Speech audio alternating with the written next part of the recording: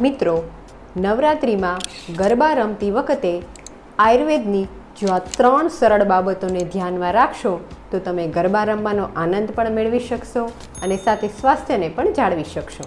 Number 1, garba રમ્યા પછી રાત્રે ભૂખ લાગે ત્યારે સ્ટ્રીટ ફૂડ કે જંક ફૂડ ન લેવું જોઈએ.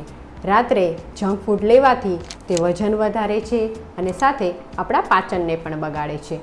તેને બદલે તમે દાળિયા, વઘારેલા મમરા, મખાના, દાડમ અથવા તો કાળી દ્રાક્ષનો ઉપયોગ કરી શકો છો.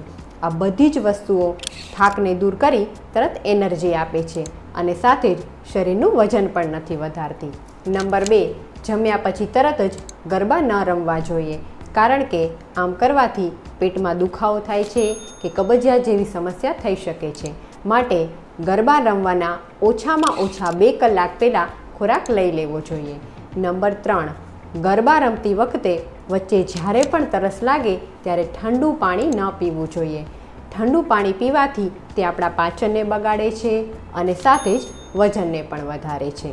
માટે આ નવરાત્રિમાં ગરબા રમવાનો આનંદ પણ મેળવો અને સાથે સ્વાસ્થ્ય પણ મેળવો.